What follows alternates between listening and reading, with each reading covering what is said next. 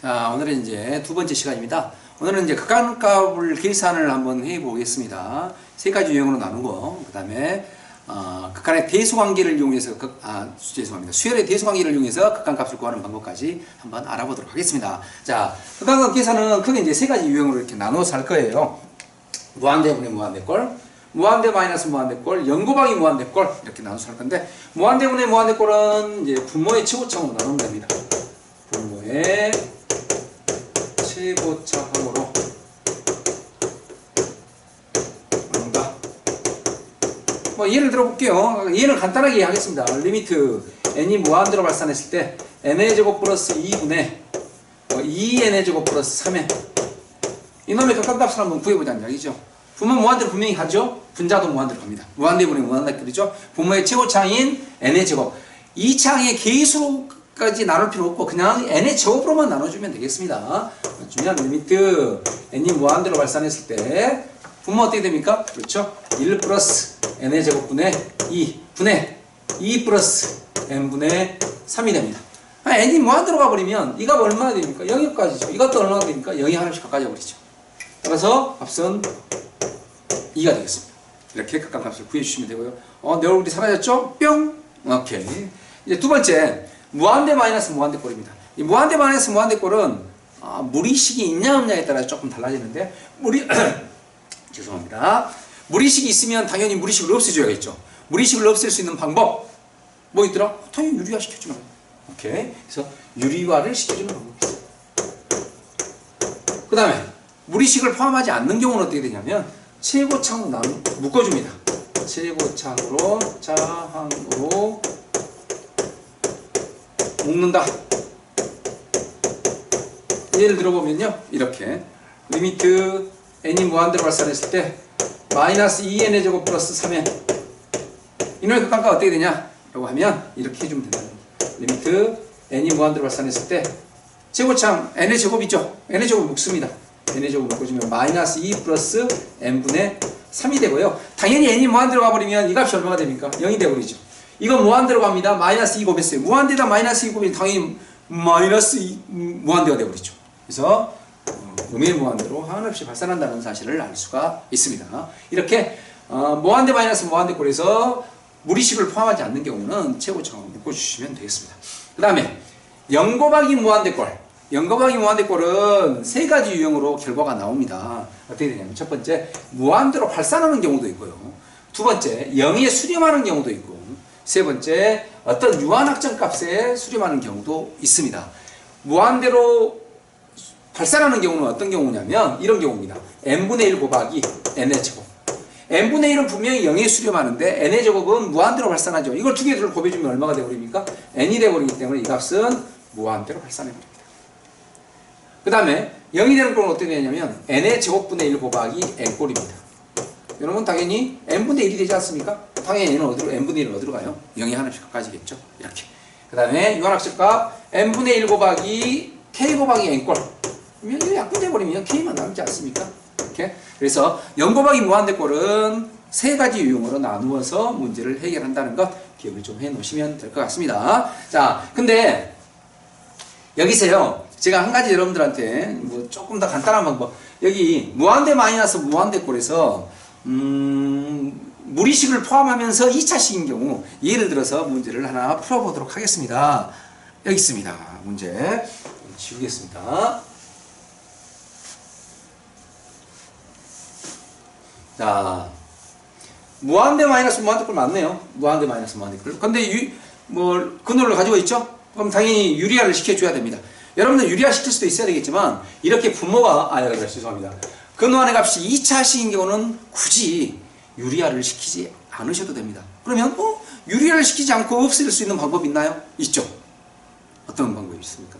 근호안의 값을 완전 제곱 형태로 고쳐버리면 되거든요. 그래서 주어진 이 값을 살짝 고칠게요. 리미트 n이 무한대로 발산했을 때 짠! 루트 n의 제곱 플러스 n을 유리화 시켜주면, 혹시 유리화가 안 된 사람들은 중학교 거 가지고 좀 보셔야 되겠죠. 2분의 1의 제곱 플러스 마이너스 4분의 1이 되겠습니다. 에다가 마이너스 n, 이 값이랑 이거 같죠. 전개시켜주면 n의 제곱 플러스 n 플러스 4분의 1이랑 마이너스 4분의 1이 사라지니까 유리화 죄송합니다. 같습니다. 자, 근데 n이 무한대로 가잖아요. 이거 무한대로 가거든요. 무한대 마이너스 4분의 1. 4분의 1이라는 값은 무한대랑 비교해보면 3배가 핍니다. 너무너무 작은 값이야. 뭐랑 똑같냐면 베레민이가 이거 어디를 갔냐면 해수욕장을 놀러 갔어요. 해운대 해수욕장을 갔는데 모래가 헐뻘뻘하게 많죠. 그 안에서 내가 모래알 하나를 가져왔어요. 그 모래알 하나는 해운대에 있는 모래알이랑 비교를 해보면 그냥 무시해도 될 정도로 적다는 이야기예요. 그래서 무시해버릴 거예요. 어떻게? 이렇게. 짠! 리미트 n이 무한대로 발산했을 때 루트 얼마? n 플러스 2분의 1의 제곱 마이너스 n이랑 같다는 얘기죠. 이렇게. 루트가 사라져버렸네. n이 무한대로 발산했을 때 n 플러스 2분의 1 마이너스 n. 이제 제가 이걸 설명하기 위해서 다 쓰고 있는데 여러분들은 안 해도 바로 이거 보자마자 바로 2분의 1이 되는지를 아셔야 돼요. 이렇게. 이거는 2분의 1이 되겠습니다. 이렇게 근호 안의 값이 2차식일 때는 완전 제곱을 생각을 좀 해주시면 조금 더 빨리. 이거 할 필요도 없어. 바로 보자마자 바로 2 나와버려. 2분의 1 나와버려. 오라이. 자, 넘어가겠습니다. 그 다음에 이제 극한의 대소관계, 수열의 대소관계를 이용해서 극한의 대소관계를 한번 알아보도록 하겠습니다. 세 번째입니다.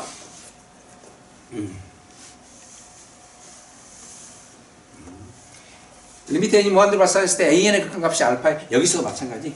여기 수렴한다는 이 말 중요해. 수렴한다. 알파 베타에 수렴한다. 이 말이 중요하게 되겠습니다. 알파랑 an이 알파에 수렴하고 bn이 베타에 수렴하게 됐을 때 이때 an과 bn이 대수관계가 an이 더 커. 그랬을 때 알파랑 베타를 따져보면 어떻게 될까?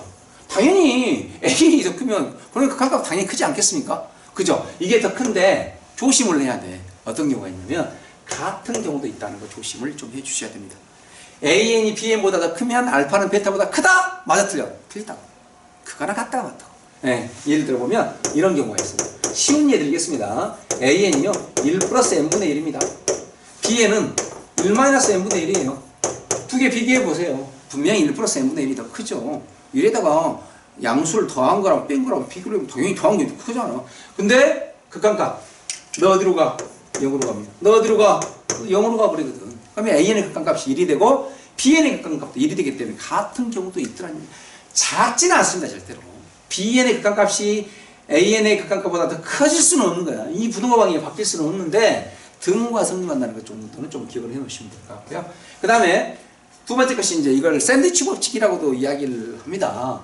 an이랑 bn, an이 bn보다 더 커. 근데 an과 bn의 사이에가 cn이 들어있는데 조건이 하나 더 붙어야 돼요. 어떤 조건이냐면 알파랑 이것도 알파에 수렴하고 이것도 알파에 수렴하고 두 개 똑같은 값에 수렴하게 됩니다. 이러면 리미트 n이 무한대로 발산했을 때 cn의 극한값도 얼마가 되더라? 알파에 한 합씩 가까워지더라. 이게 이제 샌드위치 법칙이 되겠습니다. 그러면 이 샌드위치 법칙을 이용해서 어떻게 문제를 해결하니? 아마 이 수열의 극한에서 좀 난이도 있는 문제들은 아마 우리 샌드위치 법칙을 이용을 해가지고 푸는 문제들이 유형이 좀 있습니다. 근데 이제 오늘은 제가 쉬운 문제 가져왔습니다. 보십시다. 자, 수열 an과 bn이 주어졌는데요. an이 주어졌는데 그냥 an이 주어진 게 아니라 an에다가 n의 제곱 플러스 2n을 고배중권이 주어졌습니다. 이랬을 때 5n의 제곱 플러스 2n은 n의 제곱 플러스 2n 곱하기 an보다는 작고 또 그 값은 5n의 제곱 플러스 2n 플러스 1보다는 더 작다랍니다. 이랬을 때 an의 극한값을 구해라. 한번 an의 극한값을 한번 구해보라는 얘기겠습니다. 그러면 당연히 여기서 an을 찾을 수는 없어요. 하지만 an의 범위는 찾을 수가 있죠. 뭘 이용해서? n의 제곱 플러스 2n 이거 분명히 양수입니다. 수열에서는 수열의 정의 혹시 기억나십니까? 수열이라는 것은요 자연수에서 실수와의 대응관계를 이야기하는 거예요. 그래서 정의역 자체가 다 자연수이기 때문에 n의 값은 항상 자연수가 돼야 돼. 항상 양수가 되니까 n의 제곱 플러스 2n은 항상 양수가 되는 거라고. 그래서 양변을 뭘로 나눠도 n의 제곱 플러스 2n으로 나눠도 부동호 방향은 바뀌지 않습니다. 나눠주면 an은요 무엇보다는 더 크냐면 이놈보다는 크겠죠. n의 제곱 플러스 2n 분의 5n의 제곱 플러스 2보다는 더 크게 될 것이고요. 그 다음에 무엇보다는 작냐면 n의 제곱 플러스 2n 분의 5n의 제곱 플러스 2n 플러스 1보다는 더 작게 되겠죠. 근데 이거 어디가 까지니? 5로 까지는데 바로 이랬을까요? 이것도 어디가 까집니까? 5에 까져 버립니다. 그럼 당연히 연의 극한값이 5가 되고 이것도 5가 극한값이 되니까 극한의 대수관계에 의한다면 샌드위치 법칙에 의한다면 당연히 그 사이가 얼마니? 리미트 n이 무한대로 발산했을 때 an의 극한값은 5가 된다는 말씀. 오케이?